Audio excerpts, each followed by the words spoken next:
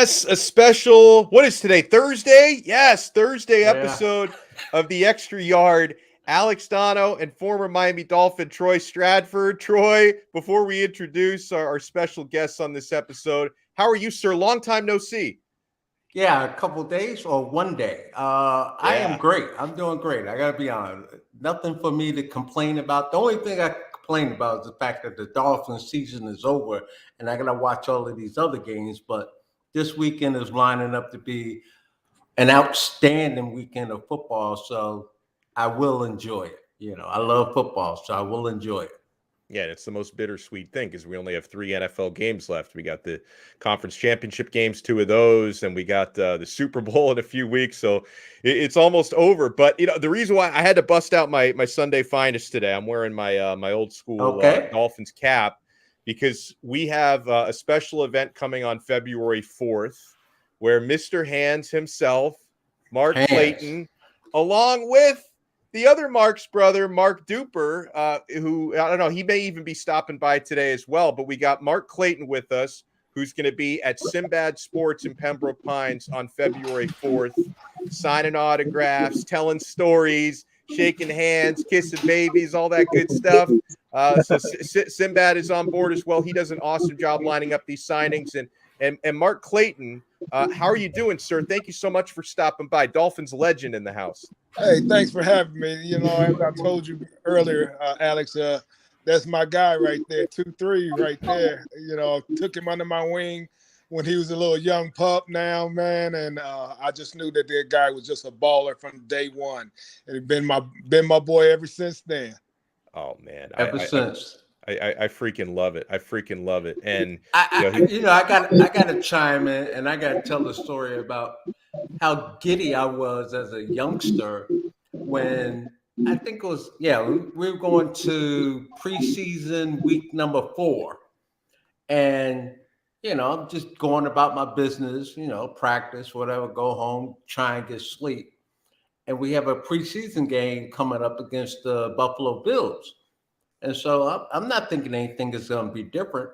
And then Clayton came and he said, "Yo, Rook," he said, "I'm coming to pick you up to take you to the game." And I'm like, "What?" Inside. Outside, I'm like, okay, that's cool. But inside, I'm like, giddy as anything. I'm like, you gotta be fucking kidding me. Like, Mark Clayton is coming to pick me up and take me to the game, right? So the story gets better. I run home, I call my friends, and I go, "Y'all won't believe who's going to take me to the game." They're like, "Who?" And I'm like, "Mark Clayton. He's going to come pick me up, him and James Pruitt." He's like, "Don't worry about driving. I'll come to your house. I'll pick you up." And I'm like, "You got to be kidding me," And so then now it's game day. And so we had our pregame meal in Miami Lakes at Shula's place. And I walk out to the front of the apartment complex where I was living, and I'm looking at my clock. I'm like, all right, where's Clayton? Looking at my clock. Where's Clayton? Looking at my clock. I said, I gotta go. I run back to my car in the parking garage, and then I'm pulling out, and here he comes driving in. Like, he ain't late. And I'm like, you notice how I said, well, we were talking before we came on. I'm surprised to see that you were early because Clayton was notorious for getting there exactly when he needed to be there. Really? And I was terrified. Yeah, terrified. Yeah, he got into the stream 4 minutes early, Troy. He was right. He was before on time. I couldn't believe it when I logged on that he was already here. And I don't know if you know, Clay, but we get to Miami Lakes, we walk into the hotel, and David Shula, like, you walk in, Pruitt was with you, Pruitt walked in, and then I walk in, and David Shula's like, "Come here, I want to talk to you." And he's like, "You know you're late, right?" And I go, "Yeah, I know." He's like, "That's going to cost you a fine, right?" Clayton didn't get fined. Pruitt didn't get fined. But that damn rookie who was just coming in. Oh, man. And show you the difference in money. Like, I have no idea what they would fine me today. They fined me $50 back then, and that was a lot of money. $50. Wow. Sure was. It sure. And look, see, you know, and then they used to the culture used to, you know, try to discourage the young bucks that don't hang out with me because I lived on the edge, and I was never late. I would just be always right there on time.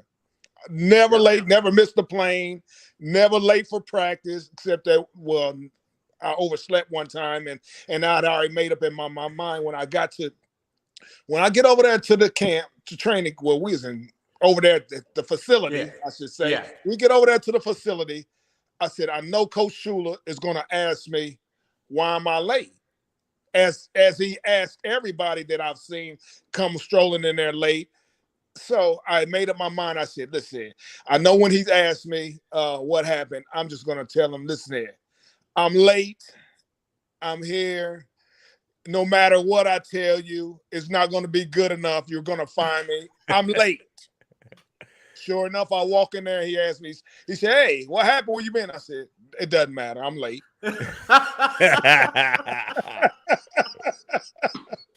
You're going to find me anyway. I could come up with one of my best stories ever. It wasn't going to work. It was not going to work. He's going to find me. So I say, hey, man, it doesn't matter. It don't matter what happened. I'm late. That's all that matters. I'm late. And he probably heard every story in the book, too. I'm guessing he heard some tall tales. I'm sure he has. So I wasn't going to give him another one to add up onto his collection of tales. I got a question for you, Clayton. How many times were you sitting in front of Schuler in his office because you did something wrong that he didn't like? It wasn't necessarily wrong, but he didn't like it. So a bunch of times. Really? A countless of times. I tell people all the time, I said, you know what though? Kind of dance to the beat of my own drum. Right. And Coach Schuler realized that, but Coach Schuler, he didn't agree with some of the things, some of my beats that I was dancing to, right? So he would call me into his office and we would agree to disagree. But I was like, hey man, this is what it is. I'm not really violent. But see, Coach Schuler was old school. And he felt like that, things should still be ran old school. I just, I never really got into no really heated exchange with Coach Schuler. We just had some differences in agreements. Okay. I think when it all came down to it, when it all was said and done, I respected that man and he respected me as well. And I think he respected me more for being the person that I was, as opposed to the one that just was kissing his ass all the time, because a lot of people had a lot of his ass on their lips.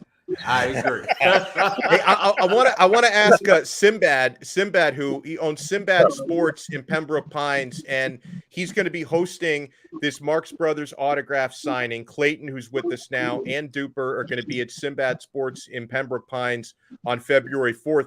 Tell the folks, Sinbad, what time everything's going on and what they can expect. And we are going to be telling you guys how we're going to be giving away an autographed jersey on this show today. I think we're going to be doing it. The way we're going to do it, Sinbad, is because I want to come up with the most fair way possible, because people are going to be like pushing and shoving over this signed jersey. So what you guys want to do is, if you're watching this right now, and if you want, whether you're watching it live or you watch it later on and you want to win an autographed either Duper or Clayton jersey, you want to leave us a comment on the YouTube video. So I see people in the live chat. Leave us a comment on the YouTube video here on 5 Reasons Sports. And there's a program where you can pick a comment at random. So I don't get to choose. Troy doesn't get to choose. We're going to pick a comment at random, and the winner is going to win an autographed jersey. And so, Sinbad, tell people what they can expect at the signing coming up. So we opened up a pop-up shop in Pembroke Gardens and Pembroke Pines for a few months. We're going to be there for a few more months, and I wanted to do a signing right before Super Bowl because I'm going to be out in Vegas for Super Bowl, and always a pleasure to work with Mark Duper, Mark Clayton. He was never late for any of my signings. I never fined him $50. He's always on time, like you said. He's always right there just in time. So, the Dolphins season, we thought, the Dolphins were going to go to the playoffs. They lost it a lot of games towards the end of the season. So we wanted to just do something for the fans and just bring them back to the store and do a big signing and get everyone out there and for them to be together.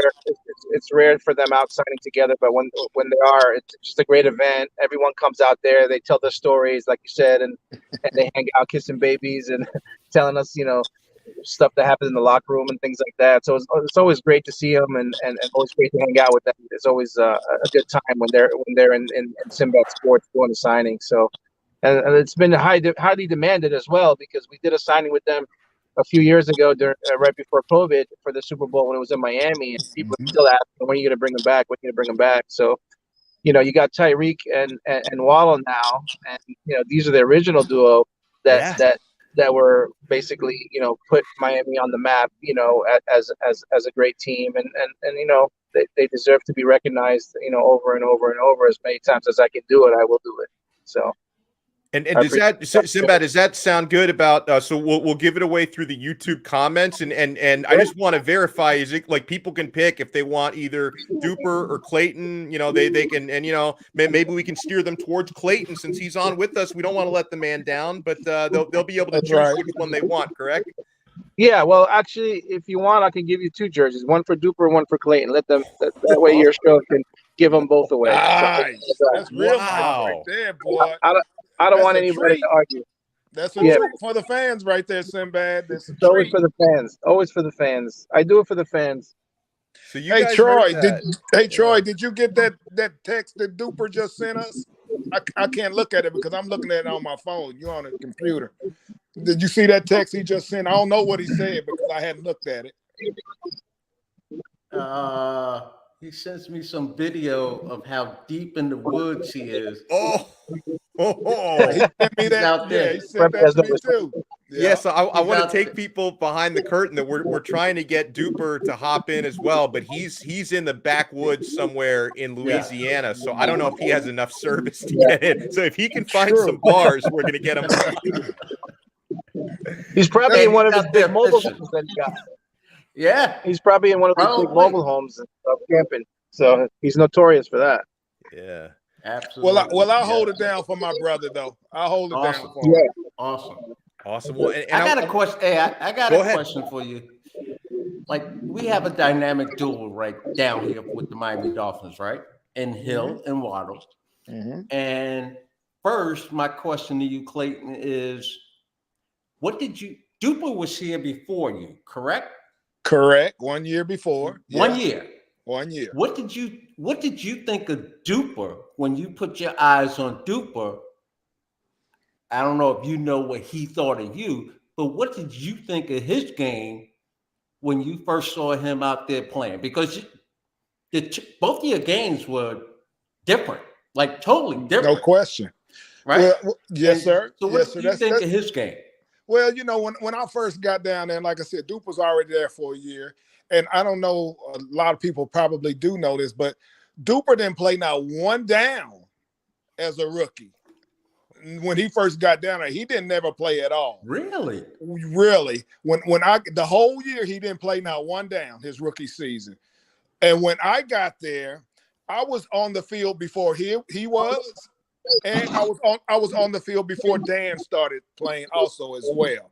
Because my rookie season and Dan's rookie season, our opening day we played up in Buffalo, and that game right there, Jimmy Cephalo and Tommy Vigorito both went down with torn ACLs, and me and Dupe was running down as flyers on the kickoffs and the punt coverage. You play special teams? Yeah, we were special teamers, and Dan was holding the clipboard for David Woodley at that time, right? So none of us was playing any offense when I first got down there, but I seen Dupe in practices and everything, but practice, Troy, is different from the game. Everything in practice is scripted. So, the practices are supposed to look good because they're scripted, because you know what they're going to do on defense, and they know what they're supposed to be giving you if we're running offensive plays. They supposed to give us the look, right? So I really didn't have no conception of what kind of player Duper was my rookie year, because like I said, none of us was playing until after that first opening day. When I started playing on third down, I started coming in as a third wide receiver, Dan still on the sideline, and Duper still running down on those kicks. But after they saw me how terrible I was running down on those kicks, because the opening kickoff, we kicked off to Buffalo, and I'm the ball guy, and Duper was the ball guy on the other side, right? So we're flying down the field, both of us right there. And so the first person that I see since I got down there first was Daryl Talley.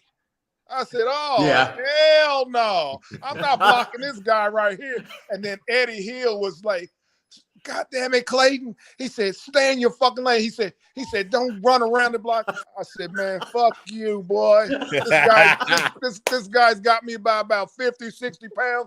You fucking take him on. I'm not taking him on. You take him on. So like I said, I'm so glad that they took me off the kickoff team. That was my one and only appearance running on kicks. But I tell you this though, Troy, before I had made that team in them preseason games, when I know I was on the borderline of making that team, I was taking them son of a bitches on, and I was making busting your ass. I was making those damn tackles. That's right. Hey, so I love the way you talk about this with you and Duper starting out on running down kicks and Duper not playing his first year. So at what point was it? And I'm sure it was some point in '83. When you realized that you, Duper, and Marino, that the three of you guys had something special. Like, at what point did you realize, okay, we got something cooking here? No, I didn't realize that I was in that mix right there, because in like the 6th or 7th game, something like that, we're playing the Saints and they kicking our ass. And at the halftime, Coach Schuler decided to make a change right there. He said, Dan, you're going to start it, Dan, the second half. And he took Duriel Harris out. And Duper started the second half with Dan, right? And so then the next game, which we played Buffalo in the Orange Bowl, then Duper and Dan started the game. I'm still coming in on third down. That whole year, I never started a game, my rookie season. But I started playing a lot toward the end of the season, and I was coming in on third down a lot. So I realized that I was going to be in that mix right there when during the off season. Hold on, man. My killer dog is just kind of crazy. Sounds like a real man eater. Yeah. So I realized that I sound like a total of 15 pounds. I was going to be in that fold when in the off season, where I was going to play in those basketball games that we played in, up in like Gainesville or somewhere.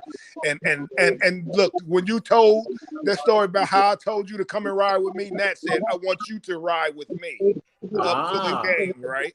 So Nat said, here's what it's going to be. He said, well, you, Duper, and Dan are going to be the starters next year, right? I said, no, I didn't know that. He said, yeah, that's what's going to happen. He said, and my job is going to be to teach you and Duper everything that I know. He said, you asked me, why am I doing that? It's because I don't mind. I've been a starter before. He said, and what you and Duper are going to do, y'all going to prolong my career, add some more years on my career. And that's exactly what happened. But then after he told me that, then I started busting my ass and stuff. I felt like, hey, I'm going to get a chance to start. I got to make it happen. I got to make something happen. So there's something empowering about that, right? Like when a guy like Nat Moore is telling you, like, hey, you're the future, you're going to be a starter. That's got to fill you just with like confidence for the future. No question, because Nat was a bad motherfucker. He was. and a smart guy too. Yes. And oh my God. So anything that he was saying, it was like gospel to me. I'm hanging on to everything that Nat is trying to teach me. And I owe a lot. I have a lot of gratitude for Nat for really being so unselfish with his knowledge, man, because I don't think that I would have possibly had the career that I had without the tutelage of Nat Moore. And awesome. And look, and to go and Alex and Sinbad, to show you how different players are, right? Because I'm not going to throw dude up under the bus really Aaron like Rodgers. I should. Duriel Harris was just the opposite. He wouldn't help me and Duke for nothing. Wow. And so, I guess that's why it didn't work out for him. Wow. And he's the one that really, when he used to sell me this right here, he said, Rook, I was here when you came, and I'm going to be here when you're gone. And that motivated me. Wow. I think that's pretty cool, like the motivation in different ways. And something, there's a couple things from the chat I wanted to ask you about here. This is funny, especially the way the Cap phrases this. He says, serious question, your thoughts about the NFL becoming a bit soft as Cinnabons with the rule changes as of late. It was different when you played. I know that much is for sure. Well, you know what though, man, I'm not going to say that the NFL is soft. I think they've gotten a lot wiser, man, because they know that people leave this game in serious bad shape, worse off than when they started playing this game. So they're trying to protect these guys, and my hat's off to them about that. But I'm proud to say that I played in an era where there was no such thing as a defensive receiver, because you had to bring it for me, you had to bring it for me, and I wouldn't have had it no other way. But those guys, hats off to those guys, though, man. And back to you said about Waddle and Hill, man. Those guys, man. Those are two great young men, man. They two badass players, man. And I wish nothing but the best for them. And when I was down there before the season started right here, I told Hill, when I came down there during the alumni game, I said, hey, man, hey, bro, go get that yardage record, man. I said, hey, man, that's what records are for. Go get it. I said, man, that's, I'd be more than happy if you broke it, man, because I'd be proud to say that a scrub didn't break my record. You had to be bringing it. The noise and Tariq, and they call me and Duke legends. They're awesome. Very respectful young men, man, and my hat's off to them, man. They were raised. I don't know if you recall, Clay, but I went to the first practice for the Miami Dolphins this year, and I left that practice and I texted you. Mm-hmm. I texted Clayton and I said, Clayton, this is crazy. I said, Tyreek Hill is crazy. This kid is like on a different level, like his speed, everything. And to see it materialize throughout the season on the football field and how easily he makes it happen, it's just special to watch. Like I can remember playing with Duper, and he would make one-handed catches like no one else can make. Clayton would do anything he was asked to do, go across the middle, run it out, leave that DB right there at the line of scrimmage. Everything that they did was like to perfection. And Tyreek Hill was the closest thing that I saw that reminded me of Duper and Clayton, a combination of both of them. I said, this kid right here is special. Because not only does Tariq have that speed, that speed that Duper had, Tariq has got some shakes too. Yeah. Yes. That's what makes him even more dangerous. That puts him really over the top because he's got that lateral quickness and he's got that speed, that instant speed. He don't have to get up to speed. I mean, when this guy takes 2 steps, he's kind of close to being top speed. So you better get on your horse if you plan on catching him, which I don't foresee that happening. Nobody's going to be catching him once he gets out there. Nobody's walking him down. Absolutely. Yeah. I wanted to ask you, Clayton, going back to the game where you not only caught your first touchdown from Marino, but you threw a touchdown pass to Duper in the same game. Like, what that must have felt like, I've arrived in the NFL. Like, what was it like to have a game like that where you throw a 48-yard touchdown and you catch a touchdown later in the game? It wasn't shit because we lost the game. Oh, I didn't realize that. Boom! I didn't realize that. We lost that game. Dan threw like four touchdowns that game also, and Joe Ferguson just outdueled us, man. He made us look kind of bad that game right there. But you know what though, I don't really care about any individual accomplishment. I was about that winning. Yeah, that's what it was all about. I wanted to win. more than anything, because I tell people now, and I said, man, I don't know if I hated losing more than I like winning. Losing sucks. Losing sucks. Great way to put The it. shower feels bad. The food tastes bad. Everything's not You good. want to kick the dog. I hate to say it when you get home. Like, you just don't want to be bothered with anyone. Losing sucks. And when I told Tariq to go get that record right there during the season right there, he said, you know what, Legend? He said, man, I'd rather win the Super Bowl than get any of the individual records. There you go. I said, everyone's totally not like understand that. I told him I totally everyone is understand not like that. That's right. Everyone is not like that. That is correct. I wanted to ask you this question here. Oh, sorry, real quick, Troy. I want to ask this question from Andy, because Andy also, he left us a super chat, which is way too kind. He wants to know, do you have, Mark, a favorite game you played in as a Miami Dolphin? Yeah. As a matter of fact, my two top games I will put on my list. One is the Super Bowl, because there's no other game like that game right there. I got to put that on the top right there, because right there, when you're playing in that game, you're playing for all the marbles right there, and no other game can compare to that game. And I'd say the second game was the best game. My favorite game was in '85 when we beat the Bears on Monday night. Oh yes. Oh yeah. That's my second favorite game. I can remember watching that game in college, because I grew up a Dolphin fan. Dolphins is my favorite team. And I remember watching that game. I was so doggone excited that the Miami Dolphins actually pulled this off, because at the time, the Chicago Bears, they were dominant in the National Football League. So that was definitely one of my favorite wins for the Miami Dolphins all time. And after the Astros won the World Series this year, right? Mr. Crane, the Astros owner, he puts on a celebrity pro-am here. So he invites a lot of the big wig players from all sports to come and play in his celebrity pro-am, which is like the week before the Houston Open here, right? The PGA Tour golf tournament. So it just so happened this year right here, after the golf tournament, we were sitting around outside the hotel, because I went on down and stayed at the Marquee, because he's putting the players up there. So I said, I'm gonna go down there. So we smoking a cigar outside the hotel. I'm smoking a cigar with Richard Dent, Lawrence Taylor, Eric Dickerson, and golly, what's my man Buffalo Bill, Thurman Thomas. Right? Thurman Thomas. We all sitting right there. So they telling stories. So they were they started Lawrence said, hey, what was it like to get y'all's ass kicked on that Monday night, Richard? Oh my God. So he said, yeah. He said, yeah, they kicked their ass, but we're waiting on them to see them again in the Super Bowl, but they didn't ever get there.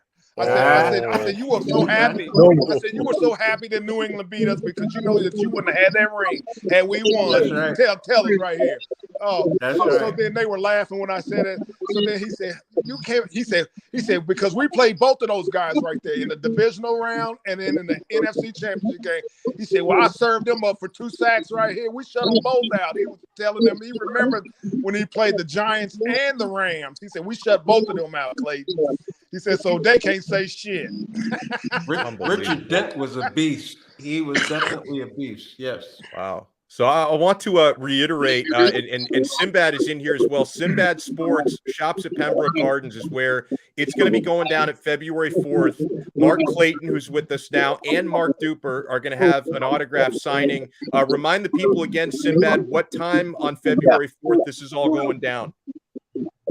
So the event is taking place on Saturday. It's going to be from 12 to 2 p.m. So you can bring your own items to get signed, or you can buy jerseys, hats, helmets, photos from the store. It's a pleasure to have both of them at the same time. So a lot of people are getting dual signatures, so they want, Mark and Mark to sign each of their items. So they're going to be available there to sign, and JSA authentication would be there as well, authenticating all your items. So nice. I apologize. I'm picking up my daughter from college. So, no, you're good. And also, yeah. So we have another store down on 163rd Street, and that one's still open. We do a baseball card show there, and the right after the autograph signing, we're gonna have a big card night where you can trade cards and baseball cards and autograph cards and stuff like that. So people are gonna stick around and hang out for that as well. So it's a big night for us over there in Pembroke Gardens. So that's nice. That's nice that people get to enter. I mean, be right there and trade their cards with each other or whatever, man. I think that's awesome right there. But hey, man, yeah, I just got to go out and say that, man. I don't really do a whole bunch of signings and stuff, but I do enjoy working with Sinbad. Sinbad's first class, man, top notch guy, man, and has got a great business going on there. And anytime he asks me, I'm in. Hey, I appreciate that. Sinbad, I have a question for you, Sinbad. Would What's you up, Troy? advise all of these dads that are out there and they have a newborn son and they start buying baseball cards and football cards, should they not buy 2 packs? Open one for the kid, but hold on to one for 15, 20 years because you never know when you got a diamond in the rough, correct? Correct. But also, this of card collecting now is totally different than it was before. Like now they're buying the new cards get sent in to get authenticated and get them graded. They come back in a plastic case and then they have a whole market for it, as a raw card or in a case, and all that. So it's just the market has blown up for the last 3-4 years now, and it's just literally out of control. I found a LeBron James rookie card that came to my show that we got it graded and it was like worth $250,000. Whoa. So it was insane. It was a 10 out of 10 autograph, 10 out of 10 rookie card. When LeBron was with the Cavaliers, we had sent it into PSA to get it graded, and they're like, we need more money to get it graded. It was like almost 11 grand. And they were like, it came back worth, $250,000, 10 out of 10. So right now that card's in a safe, and we're waiting for LeBron to break his scoring record this year. And if he does, then the value of that card's going to go way up. No question. Wow. No At least question. we're hoping. Wow. So yeah, the card game now is totally different. You should check out some of my shows. I do a monthly card show at the 163rd Street Mall. And I'm doing a trade night at Pembroke Pines after the signing, just to get everybody together. I've got a question for you too, also, Sinbad. So what made you want to get into this card in the card, in the memorabilia business? What made you want to do that? So I went to UCF. I played football there. I was outside linebacker. I played football, and I got hurt. But when I was out there, I was hanging out with Shaq, Penny Hardaway, Dennis Scott, and I opened up a sports store actually back in 1993 when I was in Orlando going to UCF, playing in college. So I opened up a sports store then, and I was always in my blood to do, to have a store. So I go way back to like 92, 93. And we used to do signings with Shaq at Sports Dominator, and we used to support the the Orlando Magic team and all their events and stuff like that. So it was a lot easier back then. So now it's just like I never used to get away from seeing those kids meeting people that that were famous. Like I'd hang out with all these guys and take it for granted, and now it's like, hey, I'll pay you guys to come out so these people can meet you. Because you don't get it all the time. When you do these corporate events and you're like, oh, stay here, stay there, and you can't touch them, you can't see them.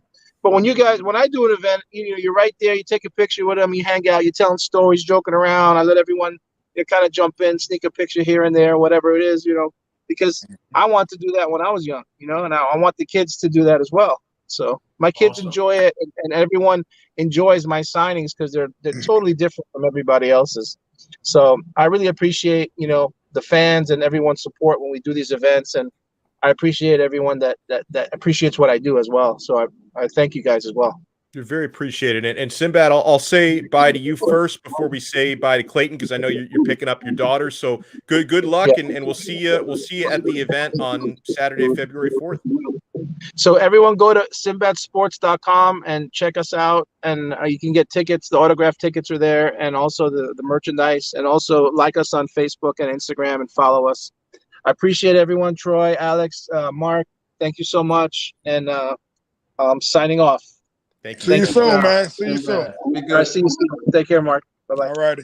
Awesome stuff. Yeah. And we'll be signing off in a moment. So I just want to, again, I want to send a huge thank you to Mark Clayton, Miami Dolphins legend. I'm surrounded by great former Dolphin players here, which is an honor and a privilege. And Mark, let people know again, you're going to be out there at the signing on February 4th. And I want to thank you again for stopping by and spending some time with us. Hey, you're more than welcome, man. I just want to send a shout out to the fans, man. I hope I see them on the 4th of February, man, because, though, man, everything I did when I played the game, it was strictly for the fans, man.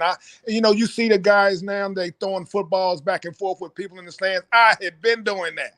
I did that before every game. I used to play catch with all the kids stuff. I'd tell them one thing. I said, listen, I'll throw you a ball, but if you don't throw me my ball back, I'll never throw it to you again.